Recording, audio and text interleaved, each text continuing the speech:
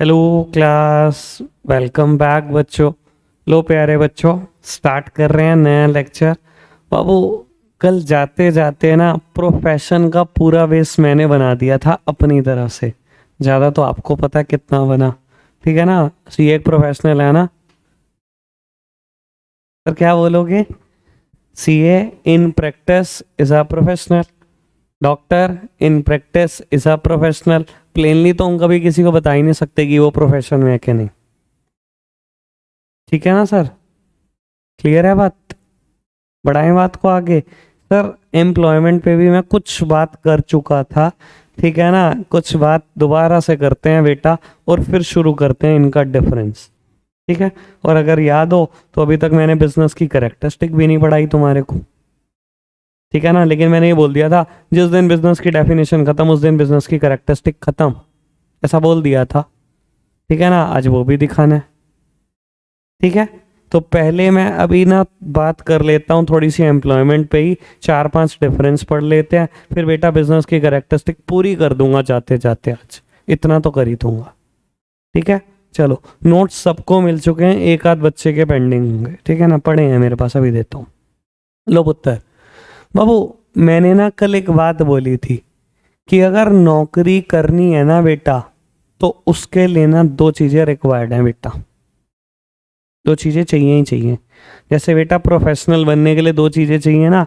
एक membership number, और दूसरा सर्टिफिकेट ऑफ प्रैक्टिस। वैसे नौकरी करने के लिए बेटा दो चीज़ें चाहिए बेटा। एक तो चाहिए letter of appointment. Letter of appointment. और दूसरा चाहिए बेटा कॉन्ट्रैक्ट ऑफ एम्प्लॉयमेंट। ठीक है ना। कुछ लोग इसको बहुत सारे अलग अलग नामों से भी पुकारते हैं बेटा। कुछ लोग बोलते हैं एम्प्लॉयमेंट कॉन्ट्रैक्ट, कुछ लोग बोलते हैं कॉन्ट्रैक्ट ऑफ एम्प्लॉयमेंट, कोई बोलते हैं बेटा सर्विस कॉन्ट्रैक्ट, कुछ लोग बोलते हैं सर्विस एग्रीमेंट। कुछ भी बोल लो बेटा, बात एक ही है, मतलब एक ही है। रूल्स एंड रेगुलेशन भी बोल लेते हैं लोग तो सिंपली। ठीक है। और मैंने इस पे भी थोड़ी सी बात तो कर ही ली थी आपसे, अगर आपको याद हो बेटा। मैंने ना बैंक का एग्ज़ाम दिया, क्लियर किया, इंटरव्यू क्लियर किया, और घर एक लेटर आ गया 5 दिन के बाद कि हम आपको इस और इस ब्रांच के लिए सेलेक्ट कर रहे हैं, आओ और जॉब को ज्वाइन कर लो। ठीक है। उस लेटर के ऊपर लिखा हुआ है लेटर ऑफ अपॉइंटमेंट। बेटा, लेटर ऑफ अपॉइंटमेंट मिल जाने का मतलब ये नहीं होता कि नौकरी शुरू हो गई। ये तो एम्प्लॉयर की साइड से एक प्रपोजल है कि तुम जॉब ज्वाइन कर सकते हो। एम्प्लॉयर कौन होता है? मालिक। ठीक है। मेरे मालिक की साइड से ये एक ऑफर है कि आप जॉब ज्वाइन कर सकते हो। अगर मैं जॉब ज्वाइन करना चाहता हूं तो बेटा जो भी लेटर ऑफ अपॉइंटमेंट में रिपोर्टिंग टाइम लिखा है, रिपोर्टिंग डेट लिखी है, जगह का नाम लिखा है, वहां पहुंचना पड़ेगा मेरे को। मैंने कल बात करी थी, Punjab national bank Madhonagar branch के लिए मान लो सेलेक्ट किया गया आपको, और बेटा उसमें तारीख डली हुई है 7 अप्रैल को सुबह 10 बजे पहुंचना है। रिपोर्टिंग टाइम 10 बजे, रिपोर्टिंग डेट 7 अप्रैल। अगर आप बेटा 7 अप्रैल को सुबह 10 बजे वहां पहुंच गए तो इसका मतलब है आप जॉब ज्वाइन करना चाहते हो। ठीक है ना। और आपको बता देता हूँ, पहले दिन आपको कुर्सी पे नहीं बिठाएंगे। आपने बोल तो दिया कि सर ये देखो, ये मेरा लेटर ऑफ अपॉइंटमेंट है, आज से मेरी ज्वाइनिंग है। कहेंगे आ जाओ, पहले जरा कॉन्ट्रैक्ट साइन करो, तब नौकरी शुरू होगी। तो आपने पूरा कॉन्ट्रैक्ट पढ़ा एम्प्लॉयमेंट का और साइन कर दिया। सर ये बताता क्या है? कल मैंने आपको बहुत सारी बातें बता दी थी। ठीक है ना। कुछ याद भी आया होगा। ठीक है ना। मैं सर इतना इसलिए बता पा रहा हूं क्योंकि मैं खुद भी बनाता हूं। ठीक है ना। आकाश, एक सेकंड पोज करियो भाई।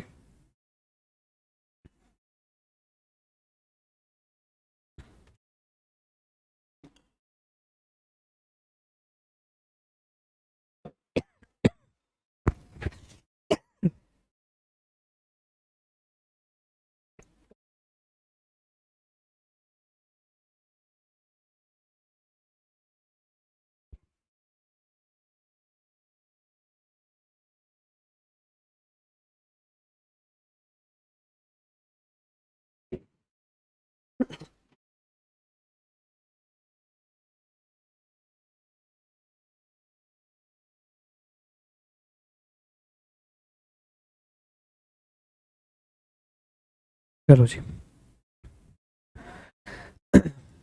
तो बाबू कॉन्ट्रैक्ट ऑफ एम्प्लॉयमेंट बताता क्या क्या है? सर बहुत सारी चीजें बताता है, बहुत सारी। सबसे पहले कि बेटा आप किस पोस्ट पे काम करोगे, यानी कि बेटा आपका डेजिग्नेशन होगा क्या। सर बैंक ब्रांच में तो बहुत सारे डेजिग्नेशन होते हैं। आप क्लर्क हो, आप प्रोबेशनर ऑफिसर हो, लोन मैनेजर हो, क्रेडिट मैनेजर हो, लोन हेड हो, ब्रांच मैनेजर हो क्या? कहाँ लिखा होगा? सर आपके कॉन्ट्रैक्ट में। आपके पे पैकेजेस कितने हैं, कहाँ लिखा होगा? सर आपके कॉन्ट्रैक्ट में। इंक्रीमेंट कैसे मिलेगा, कहाँ लिखा होगा? कॉन्ट्रैक्ट में। चलो एक्स्ट्रा बात करते हैं बाबू। कैसे पता लगता है कितना इंक्रीमेंट होगा? लोगों को पढ़ना नहीं आता अपनी सैलरी को भी, मैं तुम्हें सिखाता हूँ कैसे पढ़ते हैं। लो ऐसे लिखी होती है कई बार लोगों की सैलरी।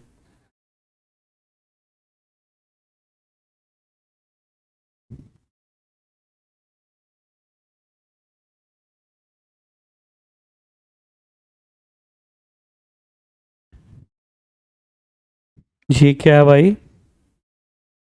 ऐसे होती है सैलरी, यहीं पर इसी में होता है इंक्रीमेंट।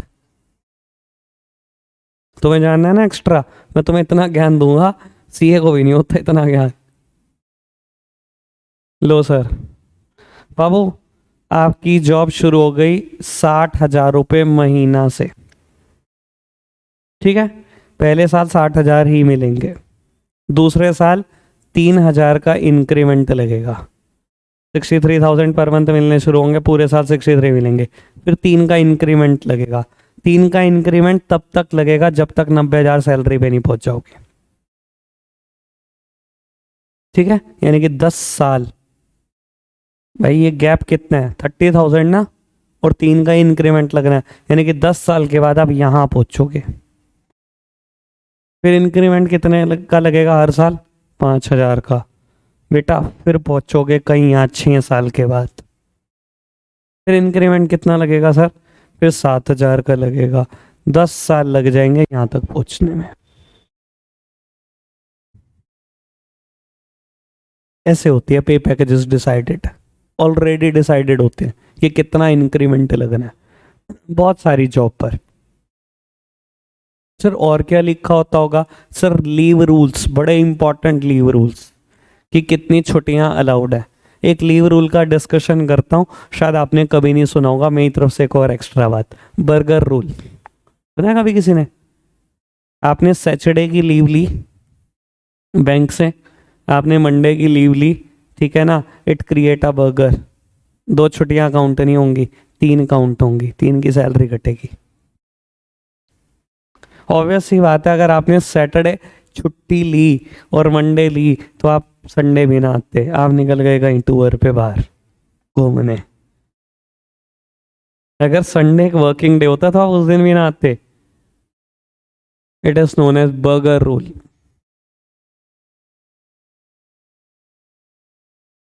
ऐसे लीव रूल्स होते हैं सर। अच्छा एक बात बताओ, कोई ऐसा बिजनेस है जहाँ छुट्टियां ही अलाउड नहीं होती होंगी? सर ऐसा तो नहीं हो सकता। छुट्टियां कुछ तो होती है ना, सिक लीव करके कुछ तो लीव होती होंगी ना, बीमार तो पड़ता ही है इंसान। सर और क्या लिखा रहता है बेटा? ड्रेसिंग सेंस, कैसी होनी चाहिए ड्रेसिंग सेंस, ठीक है ना। कल मैंने बात करी थी, प्राइवेट बैंक स्ट्रिक्ट हैं, सरकारी बैंक लोग जीन्स में आ जाते हैं बेटा। कैजुअल वियर, आपको पता है बेटा कितनी ताकत होती है ड्रेस में? बहुत ताकत है ड्रेस में। मेरे साथ तो हुआ हुआ इंसिडेंट है, मेरे साथ हुआ हुआ इंसिडेंट है, बता रहा हूँ आपको। तो सर देखो, कैजुअल वियर ठीक है, देखने में अच्छे लग सकते होंगे, पर भाई पता है किसी ओहदे पे नहीं है इंसान, ऐसा ही लगता है क्या यार, कोई इंसान की वैल्यू है क्या। मैं सीए बना था, तो मेरा एक ओरिएंटेशन प्रोग्राम था बेटा चंडीगढ़, ठीक है ना, और लगातार था, और मैं अप डाउन किया करता था, ठीक है ना। हमने एमएसटी बनवा रखा था। एमएसटी मतलब जिसको आप पास बोलते हो, वैसे फुल फॉर्म होती है मंथली सीजनल टिकट, MST बना हुआ था मेरा एक्सप्रेस ट्रेन का, सारी एक्सप्रेस ट्रेन का, किसी भी एक्सप्रेस ट्रेन में मैं बैठ सकता हूँ। ठीक है जी।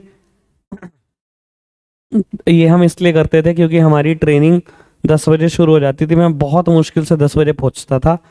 ठीक है ना, और 4 सवा 4 खत्म होती थी ट्रेनिंग, और 5 बजे की ट्रेन होती थी, और मैं डेली अप डाउन करता था चंडीगढ़ से 30 दिन लगातार।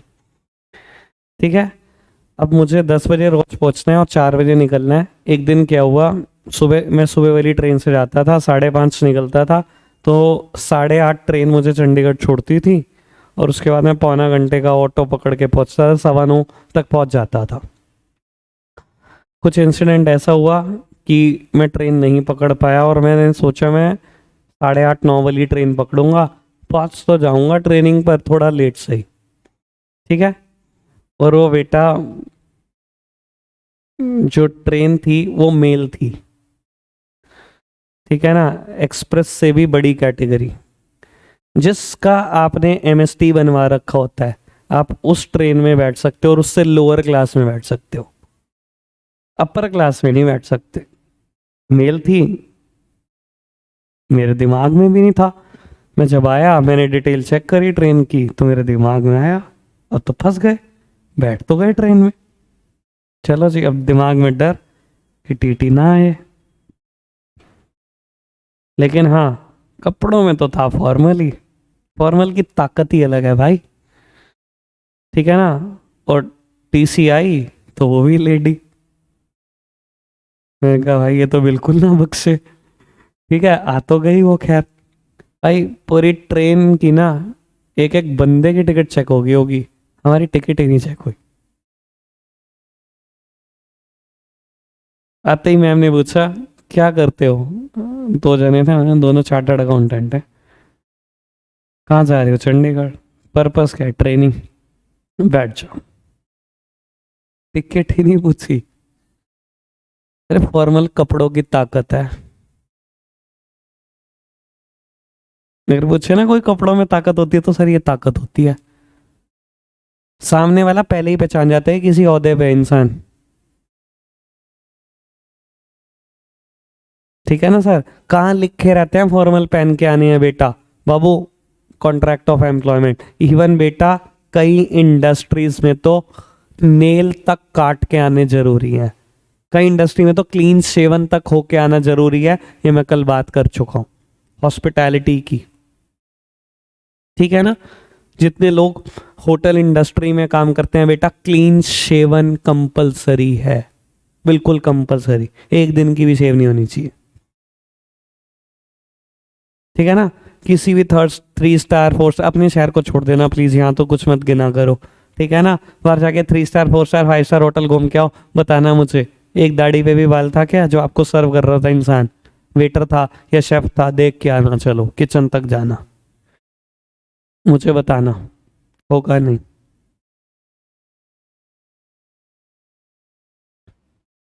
ठीक है, इतनी बात समझ में आती है। अब बाबू कुछ बेसिक बात फटाफट से जल्दी से मैं बता दूं। बाबू जब आप 10th क्लास से 11th क्लास में आते हो ना, तो सबसे पहले ना एक चीज का डिफरेंस आ जाता है। क्या, अभी तक मान लो मैं कहता बिजनेस प्रोफेशन एम्प्लॉयमेंट का डिफरेंस लिखना है, तो आप एक टेबुलर फॉर्म तैयार करते, एक में लिखते, कॉलम में लिखते बिजनेस, एक में प्रोफेशन और एक में एम्प्लॉयमेंट, शुरू कर देते ये कहानी। सर अब से लेकर 12th तक अगर नंबर लेने हैं, तो बेटा बिना बेसिस ऑफ डिफरेंस के कोई डिफरेंस लिखा नहीं जाता।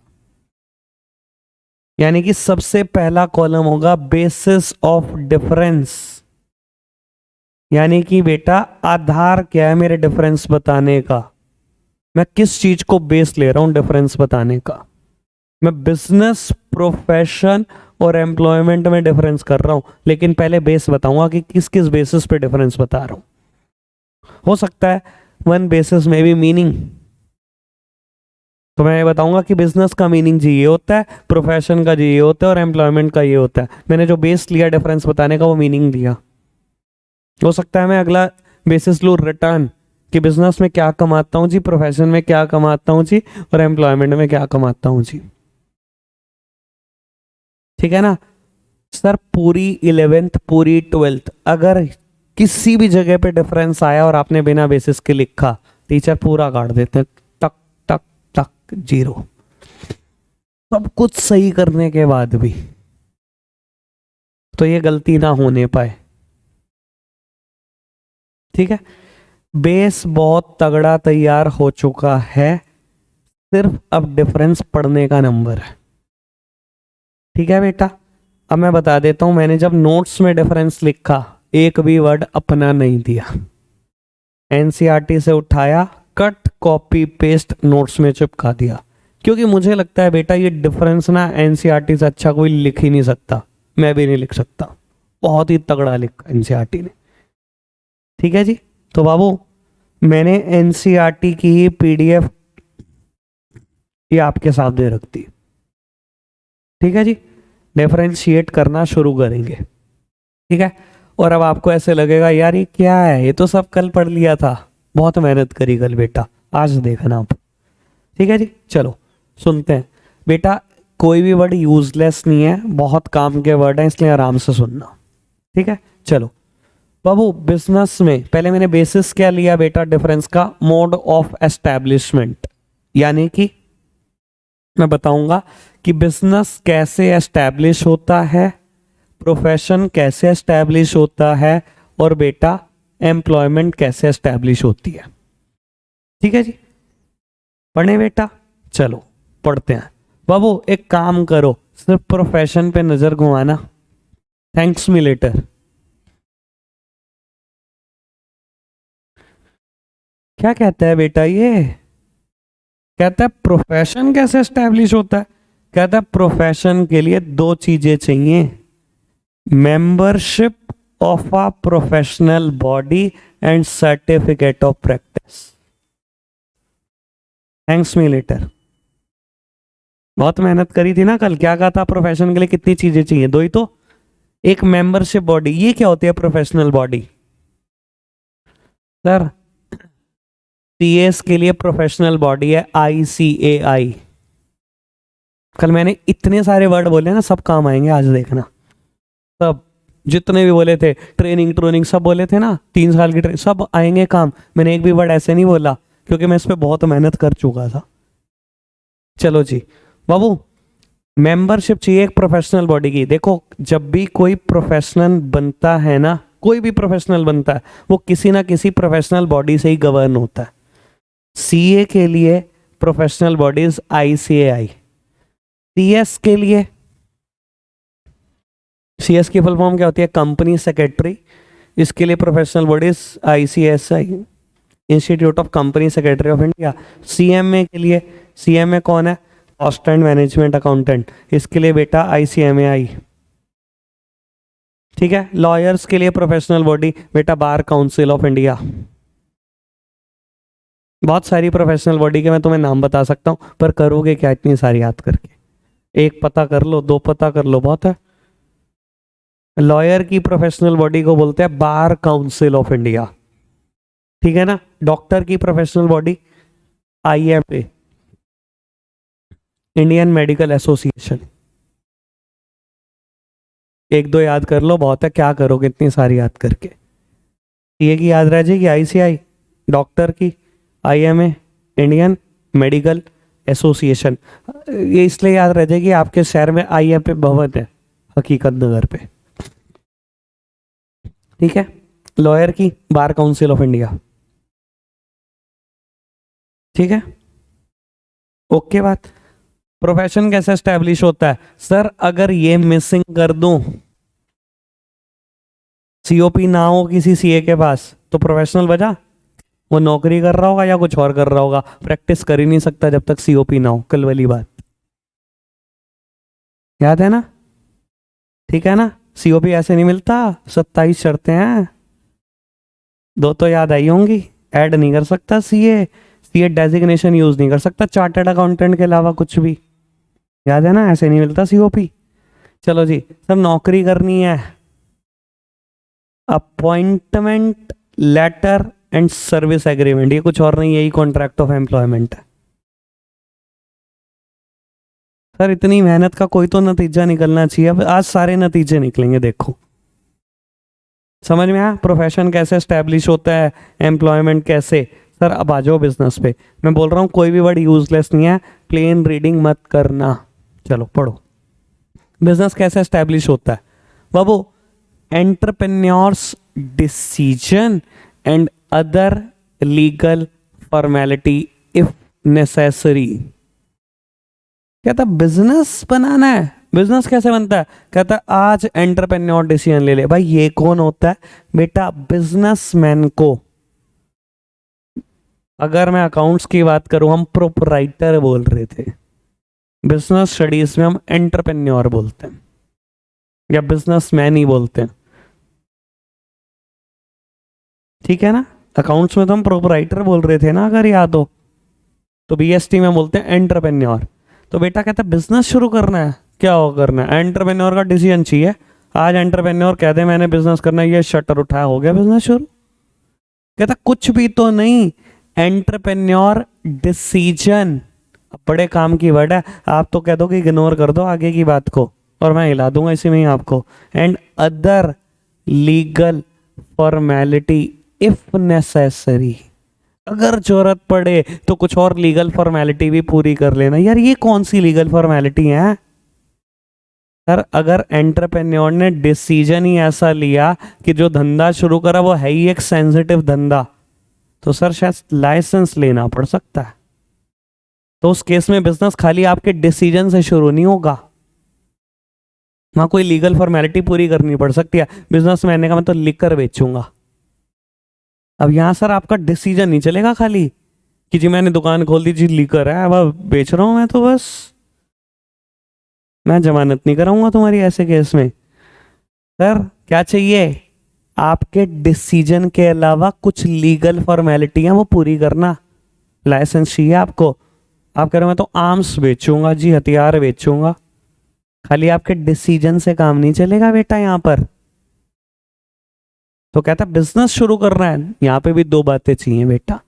एक तो एंटरप्रेन्योर का डिसीजन हो, बिजनेसमैन कहते जी हाँ मैंने धंधा खोलना है, शटर उठाओ, हो गया धंधा शुरू। अगर सेंसिटिव चीज नहीं है तो सिर्फ एंटरप्रेन्योर का डिसीजन चाहिए। और धंधा ही बेटा ऐसी चीज का करना है जो सेंसिटिव है, तो बेटा अदर लीगल फॉर्मेलिटी भी पूरी करनी पड़ेगी, ठीक है ना। वो other legal formality generally licence होता है बेटा, जो आज भी इंडिया में 5 से 6 धंधों के लिए रिक्वायर्ड है। Drugs and pharma, medical store खोलना है, पहले लाइसेंस, ठीक है ना बेटा। लिकर, टबैको, सिगरेट, ठीक है ना। आर्म्स एंड एमिनिशन, ठीक है ना। डेंजरस केमिकल्स, ये सब के लिए बेटा। इंडस्ट्रियल एक्सप्लोजिव्स, इन सब 6 बिजनेस के लिए मुझे आज भी लाइसेंस रिक्वायर्ड है। कोई दिक्कत, कोई परेशानी अभी तक? पहला पॉइंट क्लियर? हंस के बीतेंगे, अब हंस के, बहुत ही मजेदार। सेकंड को 2 मिनट के लिए छोड़ दो। क्वालिफिकेशन, आ जाओ, बहुत मजा आने वाला है। सर बिजनेस के लिए कितनी क्वालिफिकेशन चाहिए? 10th पास कह रहे? हाँ 12th पास। 12th पास बिजनेस के लिए। पापा ऐसे नहीं कहते दुकान पे मत आइयो जब तक तेरी 12वीं पूरी ना हो जाए, 12वीं पूरी कर तो दुकान पे आ जा। तो 12th पास। सर बिजनेस के लिए कोई क्वालिफिकेशन कहीं प्रेस्क्राइब्ड है? नहीं बेटा, no minimum qualification is required to start a business. ये बात पूछी थी धीरू भाई अंबानी जी ने कि बिजनेस स्टार्ट करने के लिए कितना क्वालिफिकेशन चाहिए। इतने बड़े बड़े कितने बिजनेसमैन है बेटा, आधे से ज्यादा पढ़े लिखे नहीं है, ठीक है ना बेटा। तो कोई minimum qualification is not required in the business, कोई भी, ठीक है ना बेटा। ओके बात। अच्छा एक बात बताओ, प्रोफेशन में चाहिए? नहीं। प्रोफेशन में चाहिए कोई क्वालिफिकेशन? नहीं नहीं, बता दो। चाहिए। अच्छा ये बताता कौन होगा कितना पढ़ा लिखा चाहिए? Professional body. कितनी क्वालिफिकेशन चाहिए? जितना प्रोफेशनल बॉडी कह देगी उतना। देखो पढ़ो मेरे साथ साथ। Qualification, expertise and training in a specific field as prescribed by the professional bodies must. बड़ी सिंपल बात बोलूं, उतनी क्वालिफिकेशन, उतनी ट्रेनिंग जितनी मेरी प्रोफेशनल बॉडी ने बताई। और मैं अपनी आईसीआई की बात करूं तो बोलता है सीए फाइनल का पेपर क्लियर होना चाहिए और 3 साल की ट्रेनिंग पूरी होनी चाहिए, तब तू सीए, वरना नहीं। कौन बताएगा क्वालिफिकेशन की कितना होना चाहिए? मेरी प्रोफेशनल बॉडी बताएगी। सीए फाइनल का पेपर क्लियर होना चाहिए और 3 साल किसी सीए के अंडर काम सीखा होना चाहिए। लॉयर्स के लिए क्या है? 6th सेमेस्टर लॉ का क्लियर होना चाहिए, आखिरी सेमेस्टर, प्लस 1 साल की ट्रेनिंग। लॉयर्स के लिए 1 साल की ट्रेनिंग है। डॉक्टर्स के लिए एमबीबीएस का लास्ट सेमेस्टर, उनकी शायद 4 साल की ट्रेनिंग है, if I am not wrong. तब तुम जाकर प्रोफेशनल बनोगे, इससे पहले कुछ नहीं होगा। ठीक है ना? बिजनेस के लिए तो कोई मिनिमम क्वालिफिकेशन नहीं चाहिए। धीरू भाई अंबानी जी का एक किस्सा याद आ रहा है, वही बता दूं आपको। तो इतनी बड़ी हस्ती का नाम जुबान पे ला रहा हूँ इसलिए कान खींच रहा हूँ। तो भाई बहुत ही अलग एटीट्यूड, बहुत ही अलग एटीट्यूड। वो दुनिया से अनोखे थे भाई, तभी धंधा यहाँ तक है। एक पेट्रोल पंप पे नौकरी किया करते थे, नाइट शिफ्ट, 70-75 रुपये दिन के मिलते थे। सुबह जाते थे, 75 रुपये और जेब से डाल के 5 स्टार में कॉफ़ी पीते थे। यार मैं देखना चाहता हूँ अमीर आदमी क्या करते हैं, कैसा डिस्कशन करते हैं, कैसी बातें करते हैं। कहते मुझे अमीर बनना है एक दिन। ऐसा भी विजन होता है लोगों का, देख लो। आज पापा को जाके मत कह देना मैंने 5 स्टार में कॉफ़ी पीनी है, बहुत जूते पड़ेंगे।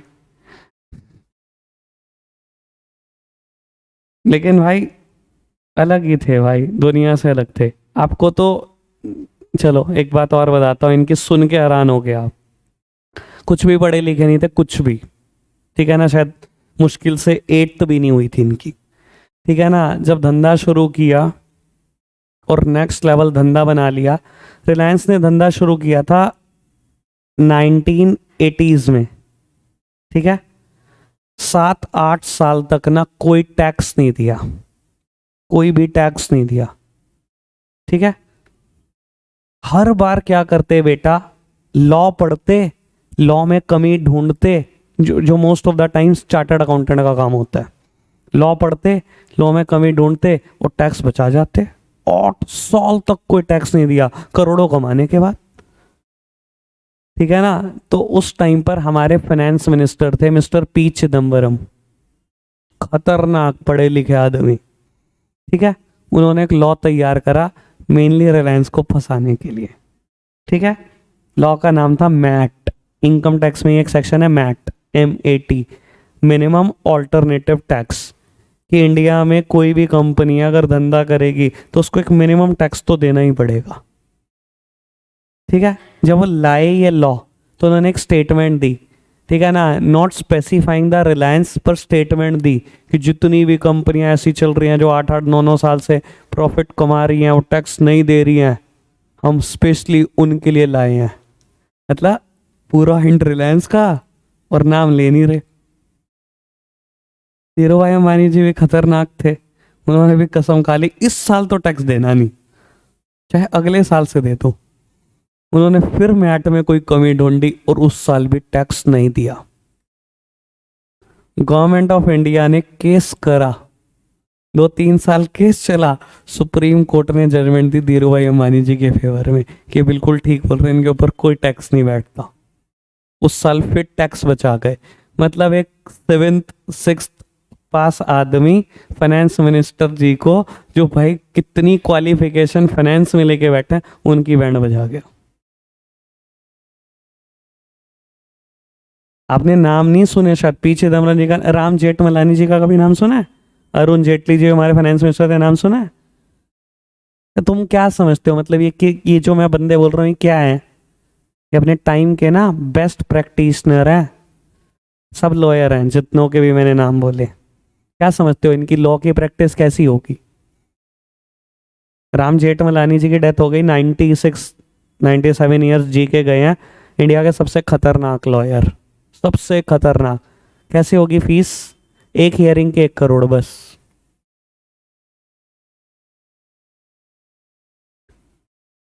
कोई आता था ना, सर से केस डिस्कस करना है, रिसेप्शन में बोलता था, कहता कितने मिनट बात करोगे? 15 मिनट। चलो 15 लाख जमा करा दो।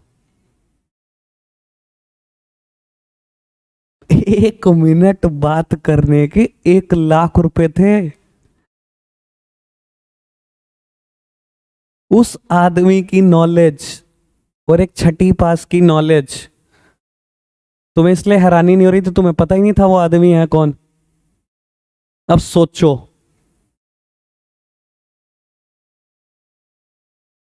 इस लेवल के गट्स थे। चलो खैर, आ जाओ जरा, बहुत हो गई एक्स्ट्रा बातें। बाबू कोई दिक्कत तो नहीं आई ना इस बात में? हाँ जी, बिजनेस में कितनी क्वालिफिकेशन? कुछ भी नहीं। ठीक है ना बेटा, कभी भी शुरू कर दो धंधा, कहीं कोई मिनिमम क्वालिफिकेशन प्रिस्क्राइब्ड नहीं है। ठीक है ना? What about profession? कितनी क्वालिफिकेशन? उतनी क्वालिफिकेशन, उतनी ट्रेनिंग जितनी प्रिस्क्राइब्ड करेगी मेरी प्रोफेशनल बॉडी। ठीक है जी बाबू। What about employment? सारी पढ़ी पढ़ाई कहानी, qualification and training as prescribed by employer. कल की बात याद आएगी बेटा। कहता है उतनी क्वालिफिकेशन, उतनी ट्रेनिंग जितनी बेटा मेरे एम्प्लॉयर ने कह दी। अब आप कहोगे एम्प्लॉयर ने कहाँ कही थी? बेटा कल वाली अगर बात याद आए, मैंने ना जानबूझ के बात बताई थी। मैंने कहा जब बैंक फॉर्म निकालता है ना, तो पहले ही बताता है कि हमें कितनी क्वालिफिकेशन के साथ पर्सन चाहिए। याद आई बात? मैंने लिखा था अब शायद याद आ जाए, ग्रेजुएट इन कॉमर्स, याद आई होगी शायद बात अब, plus basic knowledge of computer, लिखा था ना मैंने। तो बेटा वो पहले बता देते हैं कि हमें कितना क्वालिफाइड पर्सन चाहिए, कितनी ट्रेनिंग के साथ चाहिए। देखो ट्रेनिंग कब होती है मैं बता देता हूँ बैंक में पर्सन की, जब इंटरव्यू क्लियर हो जाता है, वो अपॉइंट होने को तैयार हो जाता है, सर्विस कॉन्ट्रैक्ट साइन कर देता है, तो पहले दिन उसको चेयर नहीं पकड़ा देंगे कि आजा भाई कैश काउंटर पे। देखो अगर आप पहले दिन पकड़ा दोगे उसको, चेयर आजा कैश काउंटर पे कैश गिनना शुरू कर, तो उसको क्या पता नकली नोट कौन सा होता है और असली क्या। आज तक तो वो एक लेमैन ही है, लेके ले बैठ जाएगा 10 नकली नोट एक दिन में, क्या करोगे? तो पहले उसकी ट्रेनिंग रहती है। जनरली बैंक में ट्रेनिंग 15 दिन की होती है, सिर्फ 15 दिन, रोज के 7 घंटे, 105 घंटे की ट्रेनिंग है। जब ये ट्रेनिंग पूरी कर लोगे बैठ जाओ कुर्सी पकड़ के, सब कुछ सिखा देंगे तुम्हें। तो बेटा एम्प्लॉयमेंट में कितनी क्वालिफिकेशन? उतनी क्वालिफिकेशन, उतनी ट्रेनिंग जितनी मेरे एम्प्लॉयर ने बताई। एम्प्लॉयर कौन है? मेरा मालिक, प्रोस्पेक्टिव एम्प्लॉयर, जो फ्यूचर में मेरा एम्प्लॉयर बनेगा, जैसे कि बैंक ने बताई। ठीक है, कोई दिक्कत तो नहीं? इधर देख रहे हैं मित्रों। सर मैंने ना सिर्फ 2 ही बातें बोली, पहले रिपीट करा दो। बाबू बिजनेस, प्रोफेशन और एम्प्लॉयमेंट, पहला बेस लिया था हमने डिफरेंस का, मोड ऑफ एस्टैब्लिशमेंट, कि बिजनेस कैसे एस्टैब्लिश होगा, प्रोफेशन कैसे और एम्प्लॉयमेंट कैसे। भाई बिजनेस कैसे एस्टैब्लिश होगा? Entrepreneurs decision and other legal formality if necessary. बस एंटरप्रेन्योर कहते जी मुझे धंधा शुरू करना है, दुकान का शटर उठा दे जी, हो गया बिजनेस शुरू। And other legal formality if necessary, अगर कुछ सेंसिटिव धंधा कर रहे हो तो सर कोई लीगल फॉर्मेलिटी भी पूरी करनी पड़ सकती है। प्रोफेशन कैसे एस्टैब्लिश होगा? 2 चीजें, membership of a professional body and certificate of practice. नौकरी, appointment letter and service agreement. Qualification, business में no minimum qualification is prescribed. Profession में qualification and training in a specific field is must as prescribed by the professional body. Employment में qualification and training as prescribed by the employer, जितने मेरे मालिक ने बताई। कोई दिक्कत तो नहीं? चलो जी, लो पुत्र आ जाओ, एक आध की और बात करते हैं। बेटा रिवॉर्ड और रिटर्न, ये तो खा जाओगे बाबू। कितना रिवॉर्ड, क्या रिटर्न? बिजनेस का रिवॉर्ड क्या है बेटा? बिजनेस में बेटा हम प्रॉफिट कमाते हैं, और प्रोफेशन में प्रोफेशनल फी। देखो बेटा बड़े काम की बात बता रहा हूं बेटा, प्रोफेशन का काम गुड्स बेचना नहीं होता। छोटे मोटे डॉक्टर को मत सोचना गली मोहल्ले के, वो कोई प्रोफेशनल नहीं है, उन्होंने डॉक्टर की बेसिक डिग्री भी नहीं कर रखी है, एमबीबीएस। आप एक एमडी डॉक्टर के पास जाते हो, पहले बताओ वो दवाई बेचता है क्या? वो प्रोफेशनल फी चार्ज करता है, प्रिस्क्रिप्शन देगा आपको, वो दवाई नहीं बेच रहा आपको। छोटे मोटे डॉक्टर तो खुद ही दवाई दे देते हैं, मैं उनकी बात नहीं कर रहा। प्रोफेशन क्या करते हैं, प्रोफेशनल प्रोफेशनल फी चार्ज करते हैं, कोई गुड्स नहीं बेचते आपको, ठीक है ना। और नौकरी करने के बदले में क्या मिलता है, या तो सैलरी या वेज। और अभी डिफरेंस बताया था अकाउंट्स के बैच में, सैलरी ऑफिस में काम करने वाले लोगों को मिलती है और वेजेस फैक्ट्री में काम करने वालों को। फैक्ट्री में काम करोगे तो वेज, ऑफिस में करोगे तो सैलरी। अच्छा एक बात बताओ, सबसे ज्यादा प्रोफेशनल बिहेवियर आज तक आप जिन भी प्रोफेशनल से मिले हो, किसका देखा आपने? सबसे ज्यादा प्रोफेशनल बिहेवियर डॉक्टर्स में होता है, सीएस में होता है, लॉयर्स में होता है, किसी से भी मिले हो, बताओ सबसे ज्यादा प्रोफेशनल कौन होता है दुनिया में? फिर मैं कुछ बताऊंगा, गेस तो करो यार, ये ऐसे नहीं यार रोतड़े बन के, सीधे बैठ जाओ बिल्कुल, पहले एनर्जी से। ऐसे पढ़ोगे, मैं भी ऐसे पढ़ाने लग गया ना, कल भाग जाओगे सारे। सीधे बैठ जाओ, सीधे फटाफट, हाँ फटाफट से बताओ मेरे को, सबसे ज्यादा प्रोफेशनल बिहेवियर किसका देखा आपने जिंदगी में? कौन सा प्रोफेशनल सबसे ज्यादा प्रोफेशनल बिहेवियर शो करता है? डॉक्टर्स, खतरनाक, एक नंबर, पैसे कमाने में एक नंबर, इनसे ज़्यादा प्रोफेशनल कोई नहीं होता दुनिया में। अगर मैं एक एग्जांपल दे दूँ ना तो आपको मज़ा आ जाएगा, ठीक है ना। एक एक्स्ट्रा बात भी है और मज़ेदार बात करते हैं और उसके बाद पैक कर देंगे। तो ना मेरा जो ओरिएंटेशन प्रोग्राम की बात बता रहा था मैं आपको चंडीगढ़, तो पहले दिन ना लेक्चर हुआ चंडीगढ़ ब्रांच के चेयरमैन का, और 70 लोग बैठे हुए, सब सीए। सीए बनने के बाद एक ओरिएंटेशन प्रोग्राम करना पड़ता है, तो सब वो कर रहे थे, पूरा 70 सीए बैठे हुए। तो चंडीगढ़ ब्रांच के चेयरमैन ने बोला कि जितने भी लोग तुम में से प्रैक्टिस करोगे, अब हम कुछ प्रैक्टिस करने वाले थे, कुछ जॉब करने वाले थे, कि प्रैक्टिस करोगे तो ना अपना एक रिसेप्शन जरूर मेंटेन करना। जनरली बेटा सीएस के पास रिसेप्शन नहीं होता, लगभग हर कोई प्रोफेशनल मेंटेन करता। तो हमने पूछा सर क्यों, तो उन्होंने अपना एक इंसिडेंट बताया। कहता एक रात ना 2 बजे मेरे को ना 102 पे फीवर था। कहता है मैंने कॉल करी अपने फैमिली डॉक्टर को कि सर मुझे ना 102 पे फीवर आ रहा है, क्या मैं पैरासीटामोल ले लूं? तो डॉक्टर कहता है नहीं सर, फीवर का कोई एक कारण नहीं होता, तो ना आप सुबह आ जाओ, क्लिनिक विजिट करो, मैं बताता हूँ क्या करना है। उसने कहा ठीक है भाई। चंडीगढ़ ब्रांच का चेयरमैन था, तगड़ा ही, पैसे वाला भी था, तो पहुंच गया भाई वो क्लिनिक में। बाहर रिसेप्शनिस्ट ने रोक लिया कि अंदर नहीं जा सकते आप, पहले पैसे जमा कराओ। अब उसने कहा यार मैं क्या बहस करूं इससे, 1000 रुपए के लिए। उसने वॉलेट निकाला, 1000 रुपए रखे, पेपर बनाया, उसने चले गया अंदर। ठीक है, अंदर गया, डॉक्टर ने फीवर चेक किया, क्योंकि फैमिली डॉक्टर था तो थोड़ा लिहाज रखते हुए उसने बेल बजाई, स्टाफ आया, कहते एक गिलास पानी लेके आओ। पानी लेकर आया, उसने अपने ही पास से दवाई दे दी और उसने खा ली। तो उसने हमारे साथ इंसिडेंट शेयर करा, कह रहा मैं 1001% जानता हूं जो उसने मुझे दवाई दी ना, वो पैरासीटामोल ही थी। पर इनसे ज्यादा प्रोफेशनल कोई नहीं होता, पैसे कैसे निकलवाने इनको सब पता है। पर मानते हो ना ये बात, डॉक्टर से ज्यादा प्रोफेशनल कोई नहीं होता, कोई भी नहीं होता।